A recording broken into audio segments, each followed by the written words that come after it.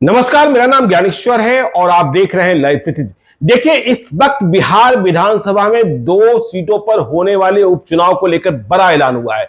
आपको पता है कि 3 नवंबर को वोटिंग है, मोकामा और गोपालगंज में उपचुनाव होना है, बड़ी लड़ाई है और लड़ाई एनडीए बनाम महागठबंधन की है, मतलब बीजेपी बनाम महागठबंधन की है। बीजेपी तो अभी अकेले है, तो ऐसे में वीआईपी पार्टी मतलब मुकेश सहनी की पार्टी विकासशील इंसान पार्टी ने एक बड़ा फैसला कर लिया है और फैसला यह है कि हम दोनों विधानसभा क्षेत्रों में उपचुनाव के लिए अपने प्रत्याशी को तो नहीं उतारेंगे, लेकिन हम भाजपा को हराएंगे।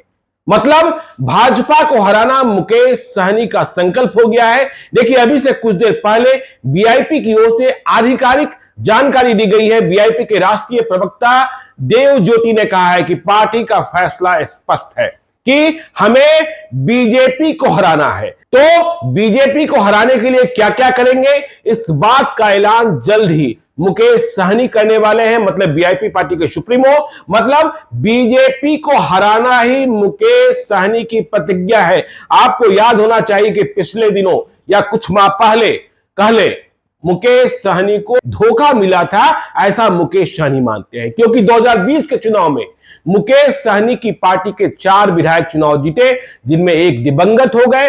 बाकी जो 3 विधायक बचे हुए थे, भाजपा ने उसे अपने साथ कर लिया और उन विधायकों का विलय भी बीजेपी में करा दिया। मुकेश सहनी ने इसका पहला बदला बोछा में लिया, बोछा में अपने प्रत्याशी को उतारा और परिणाम यह रहा, रमई राम की बेटी मुकेश सहनी की प्रत्याशी थी, तो परिणाम यह रहा कि वोटों का विभाजन हुआ और वहां बीजेपी चुनाव लड़ रही थी, वो चुनाव हार गई थी। तो देखिए, यह बड़ा निर्णय मुकेश सहनी का है। देव ज्योति ने यह भी कहा है कि जब हमने मतलब हमारी पार्टी ने यह संकल्प कर लिया कि बीजेपी को हराना है, तो समर्थन किसे हम देंगे, कौन से उम्मीदवार को देंगे, इसका ऐलान भी अगले 1-2 दिनों में मुकेश सहनी की ओर से कर दिया जाएगा। देव ज्योति का कहना है कि उनकी पार्टी के सुप्रीमो मुकेश सहनी का साफ मानना है कि आरक्षण खत्म करने की साजिश बीजेपी रच रही है।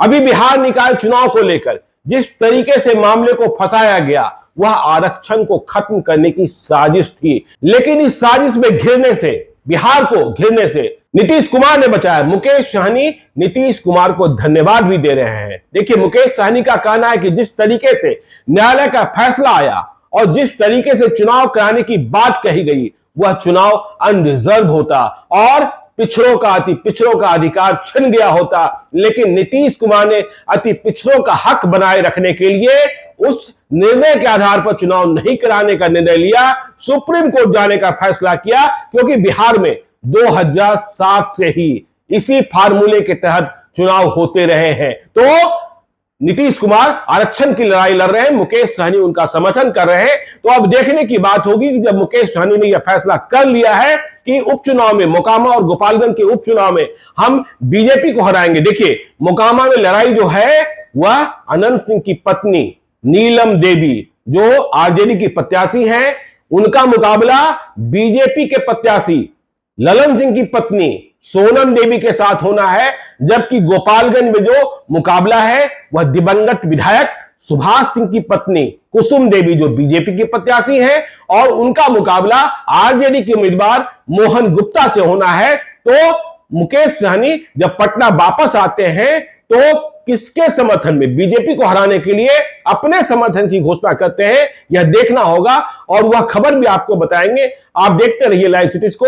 यदि अब तक आपने हमारे यूट्यूब चैनल लाइव सिटीज को सब्सक्राइब नहीं किया है तो जरूर कर लीजिएगा, और यदि इस वीडियो को आप फेसबुक पेज के माध्यम से देखें तो पेज को लाइक कीजिएगा, ट्विटर पर भी हमें फॉलो कीजिए। धन्यवाद।